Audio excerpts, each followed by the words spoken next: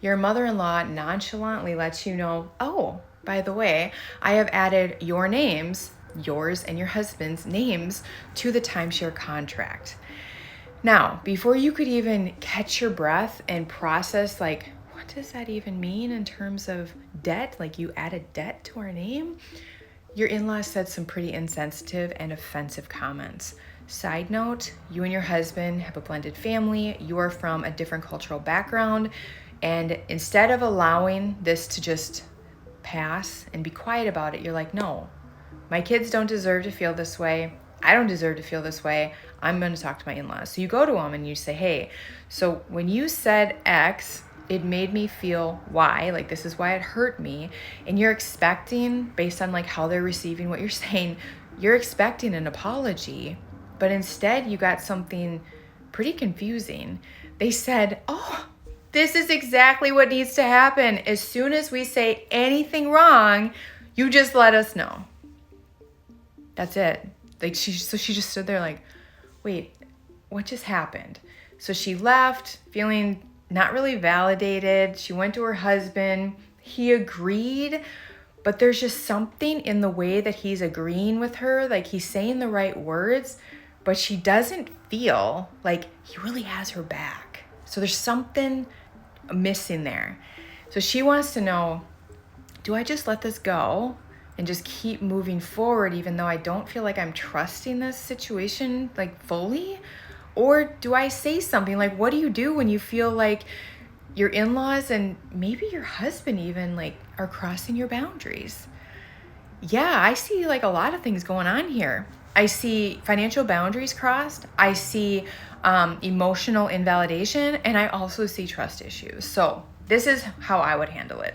First, full transparency, I had no freaking idea how serious adding your name to the timeshare was when I first read your story. I was just like, okay, oh my, it's actually really serious. Like any type of fees, repairs, the payments, actually paying for the timeshare, like you're on the line for that. So it is actually really a big deal, and it is notoriously hard to get off of contracts. So my first thing would be getting with my husband and saying, like, we are getting our names off this contract by X month or whatever. So just make sure you have a deadline, make sure you're both on the same page, and work feverishly until that's done, because that is actually a really big deal. And your mother-in-law did cross a huge, huge financial boundary by not even asking your permission. She signed you up for debt. Big no-no. So that would be my first thing. The second thing, the emotional invalidation. I'm going to give your in-laws a pass here. I'm going to ask you to give them one more chance. What if they thought, okay, we are going to mess up because we are not, like, we don't understand everything. So what if in their heads, they thought if we just fully like say yes, like invite her to give us feedback all the time, like that's going to really help the relationship. I think it's okay if you go to your husband and say, hey, we need to go to your parents as a couple and we need to let them know that it was awesome how they invited feedback. They really welcomed it. And I need 2 more steps.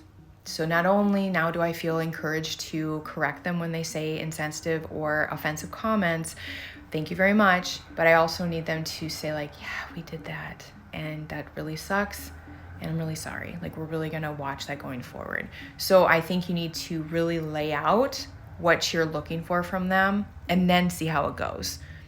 If they still mess up and they don't do all the necessary steps, that's a different conversation. The trust. So the fact that you feel like the hot air coming from your husband's mouth, but yet you don't feel like he has your back, there's something missing here. Like maybe internally you're feeling like, I don't know if he's really like untethered from his parents yet. I don't feel like that partnership. I would just say go into some couples counseling. It doesn't have to be forever. Just go in, really get on the same page. Like these are my needs, these are his needs, these are what our boundaries look like. Really get solid and build that trust so that you know without a doubt, like if I need something, he's there. And same thing for him. If he needs something, you're there. And if something comes up with his parents, You guys are there as a couple and a team and an unbreakable force. Like it's you guys, like ride or die. Those are my ideas. Let's see what the Mind Your Boundary community has to say.